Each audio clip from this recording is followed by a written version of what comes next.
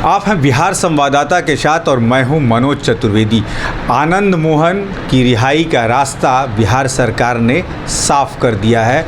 आज वो सहरसा पहुंचे हैं और 3 बजे जो पैरोल के कागज़ हैं, क्योंकि उनका पैरोल जो है आज पूरा हो रहा है, 3 बजे पैरोल के कागज़ जो हैं वो जेलर को सौंपेंगे। और जो रिहाई का रास्ता बिहार सरकार ने साफ कर दिया है, मैनुअल में कानून को बदल करके, उसके हिसाब से आनंद मोहन हो सकता है कि परसों तक पूर्ण रूप से रिहा हो जाए। उनके साथ 26 और कैदी, बिहार में सजा जो कैदी हैं उनको रिहाई दी गई है।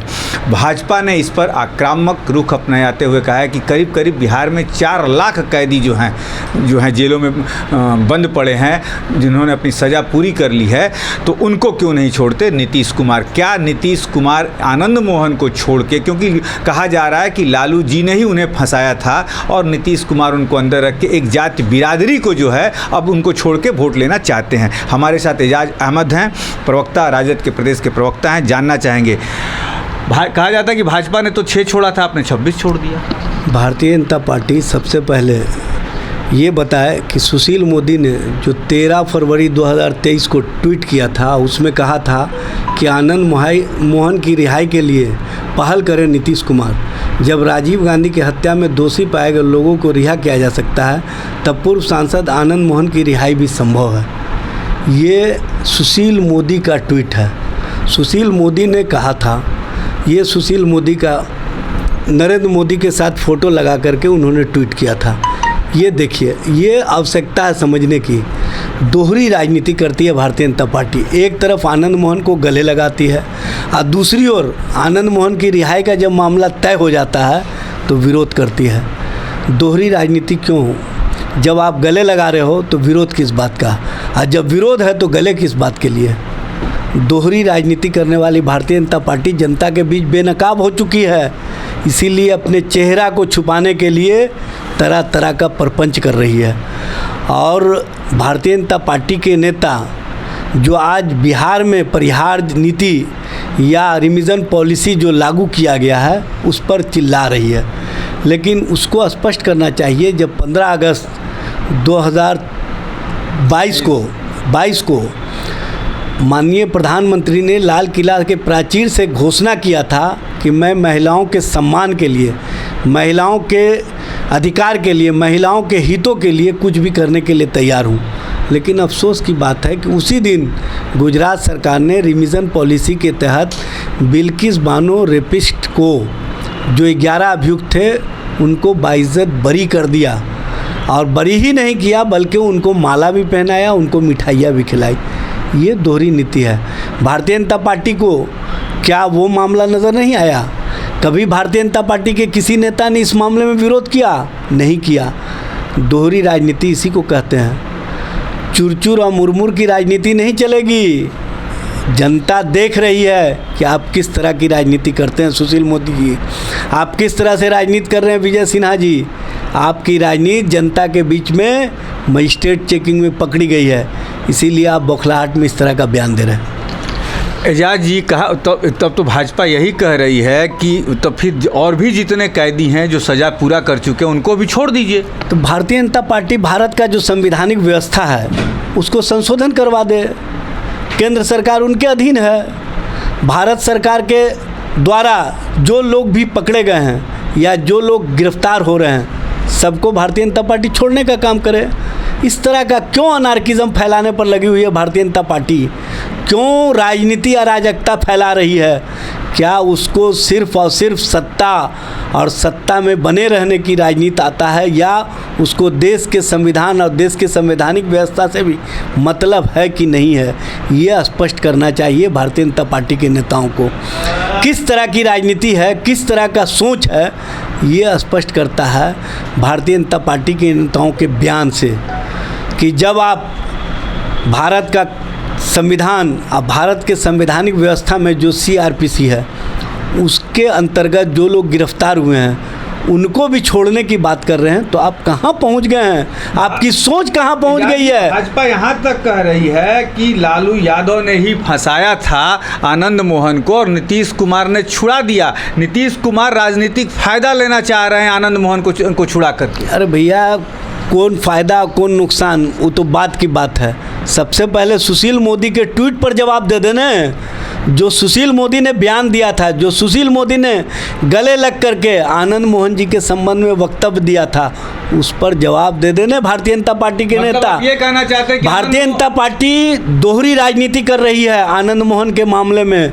एक तरफ वो गले भी लगाती है और दूसरे तरफ उनके गले पर छुरी भी रखने का काम कर रही है। चाहते हैं कि आनंद मोहन को छुड़ा देने से भाजपा जो है असमंजस में पड़ गई है, उनकी जो देखिए भारतीय जनता पार्टी असमंजस में नहीं है। भारतीय जनता पार्टी को राजनीतिक समझ नहीं है।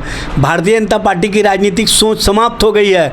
भारतीय जनता पार्टी रसातल में चली गई है, फ्रस्ट्रेशन में है। चूँकि बिहार में सत्ता से जब बेदखल हुई है तो उनको समझ में आ गया है कि यही रास्ता केंद्र की सत्ता से भी बेदखल कर देगा, इसीलिए वो बौखलाहट में इस तरह का बयानबाजी कर रहे हैं। वो तो सीना ठोक कर कह रहे हैं कि 350 से ऊपर इस बार। अरे सीना ठोकना अलग चीज़ है, उनका सीना कहाँ पहुँच गया है आप देख लीजिए। सीन में वो कहीं नज़र नहीं आ रहे हैं। सीना तो दूर की बात है, उनका सीन अब कहीं नहीं नज़र आ रहा है।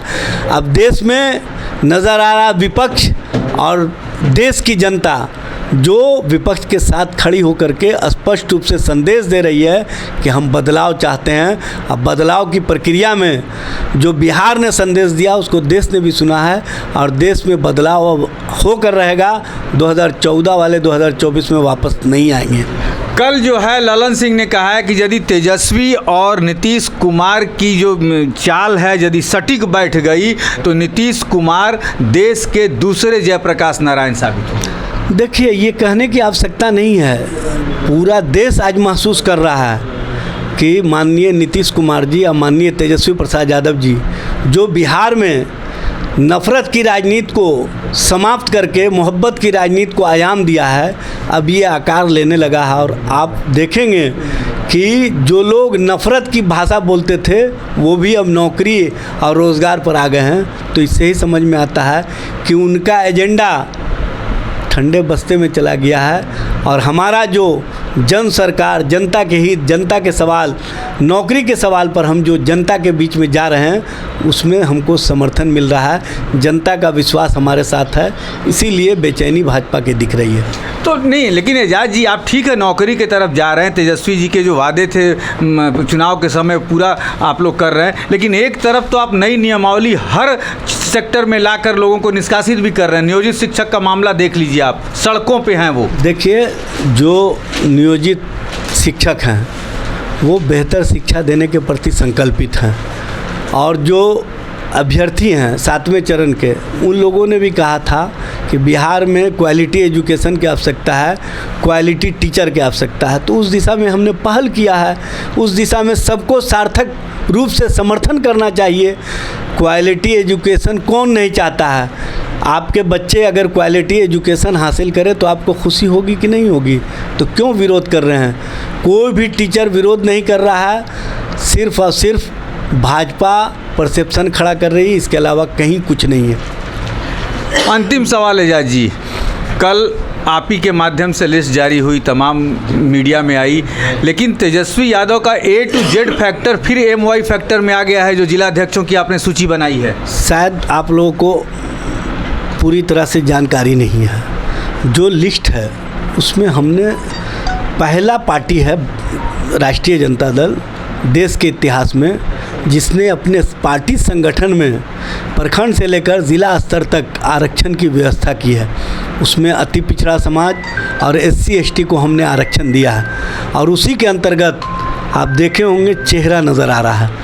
और जो हमारा सामाजिक आधार है उसके साथ साथ हमने जो A to Z की नीति है उसमें सभी वर्गों, सभी जातीय, सभी समूहों को समायोजित किया है संगठन में। स्पष्ट रूप से वो चेहरा दिख रहा है, ये बताने की आवश्यकता नहीं है। भारतीय जनता पार्टी ये बता दे कि वो सामाजिक न्याय के प्रति या सामाजिक न्याय वाले लोगों के प्रति कितना संकल्पित है। तो आपने सुना, ये थे प्रदेश के प्रवक्ता एजाज अहमद, जिन्होंने कहा कि राष्ट्रीय जनता दल ही एक ऐसी पार्टी है जिन्होंने आरक्षण जो है अपने पार्टी में लागू किया है, ब्लॉक स्तर से लेकर जिला स्तर तक, जिसकी जहां पे जो ज़रूरत थी उस हिसाब से अध्यक्ष बनाए गए हैं। मैं मनोज चतुर्वेदी, संवाददाता बिहार के लिए।